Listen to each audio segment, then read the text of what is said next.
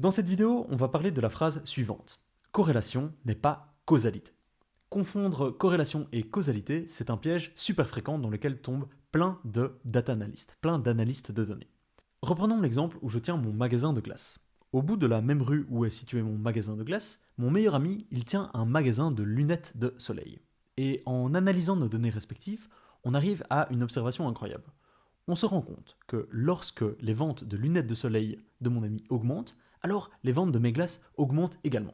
Petite pause pour vous informer que cette vidéo, ce n'est qu'une petite partie d'un cours sur l'analyse de données bien plus complet. On y parle de statistiques descriptives, avec des calculs de moyenne, médiane, quantile, écart-type, variance et même corrélation, et on y parle aussi de visualisation de données et des pièges à éviter quand on travaille avec les données. Si vous voulez accéder au cours complet, qui a un prix vraiment abordable, le lien est dans la description. Merci, on peut reprendre la vidéo. Comme si le fait d'acheter des lunettes de soleil donne soudainement envie aux gens d'acheter aussi des glaces. Ici, j'ai représenté les deux graphiques à l'écran. Ça, c'est l'évolution du nombre des lunettes de soleil vendues au cours de la semaine, lundi, mardi, mercredi, jeudi, vendredi, samedi et dimanche. Et ça, c'est l'évolution du nombre de glaces que j'ai vendues moi au cours de la même semaine. Et on voit vraiment que les courbes ont la même forme.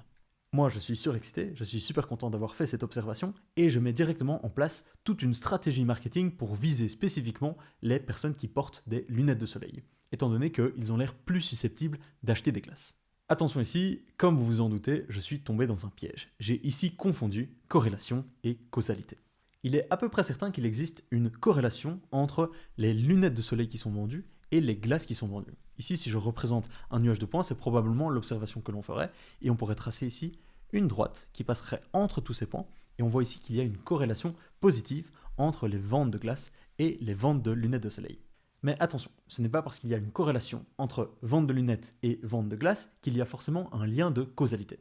Les personnes qui achètent mes glaces, elles ne viennent pas acheter mes glaces forcément parce qu'elles viennent d'acheter des lunettes de soleil. Ce n'est pas le fait qu'elles aient acheté des lunettes de soleil qui les incite à acheter une glace. Et l'inverse est aussi vrai. Ce n'est pas forcément le fait d'acheter une glace qui incite une personne, un client, à acheter des lunettes de soleil. Dans mon exemple ici, j'ai élaboré toute une stratégie marketing pour viser spécifiquement les personnes qui viennent d'acheter des lunettes de soleil, parce que je sais qu'ils sont plus susceptibles d'acheter des glaces. Comme si avoir des lunettes de soleil, c'est la cause, et acheter des glaces, ça devient la conséquence. Ici, c'est la situation que j'ai dans ma tête, je vois cette situation comme une relation de causalité.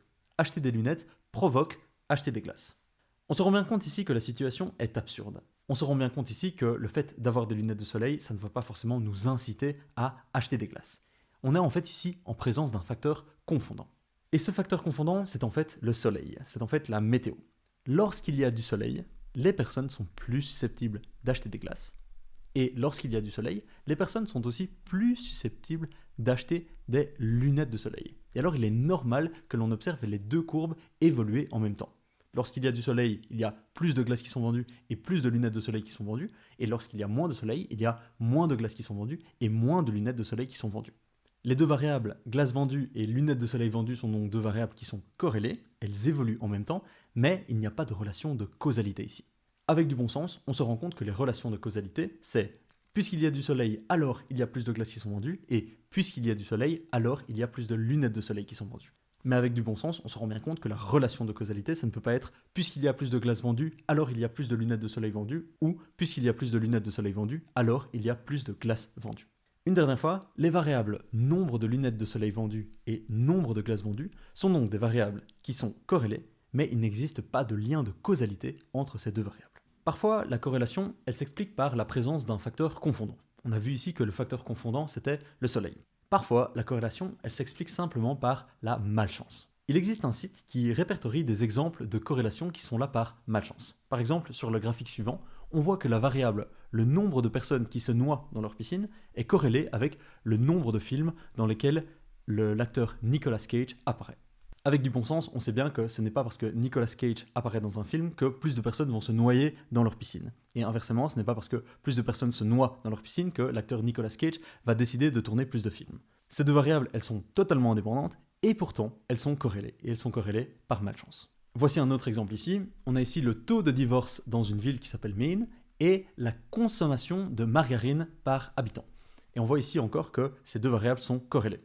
Ici encore, on se rend bien compte que les divorces et la consommation de margarine, a priori, ce sont des variables qui n'ont rien à voir l'une avec l'autre, et du coup, elles ne devraient pas être corrélées, mais ici, elles le sont uniquement par malchance. Si vous voulez voir d'autres exemples, le lien du site, il est ici. On a donc vu qu'il existe des situations où deux variables sont corrélées parce qu'il existe un facteur confondant. On a vu d'autres situations où deux variables elles peuvent être corrélées par malchance, et il existe une troisième situation où deux variables sont corrélées en effet parce qu'il y a un lien de causalité. On a vu ici que la corrélation, elle n'impliquait pas la causalité, mais par contre, lorsqu'il y a un lien de causalité, alors il y a corrélation. Et ça fait sens. Si une variable influence une autre, alors ces deux variables, forcément, elles vont bouger en même temps.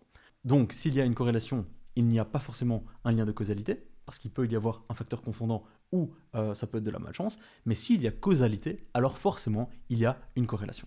Cependant, parfois, c'est difficile de connaître le sens de la causalité. On ne sait pas si c'est la variable 1 qui influence la variable 2 ou si c'est la variable 2 qui influence la variable 1. Prenons un exemple. Admettons que vous soyez data analyst pour un réseau social. Vous observez que les utilisateurs qui ajoutent au moins 3 amis, ils ont une meilleure rétention. Ici, quelle est la relation de causalité? Est-ce que les personnes ont 3 amis et du coup, elles ont une meilleure rétention parce qu'elles reçoivent plus de notifications, parce qu'elles interagissent avec leurs amis et du coup, elles restent plus longtemps sur l'app? Ou est-ce que le fait d'avoir une meilleure rétention sur l'app implique que la personne ajoute 3 amis sur l'application?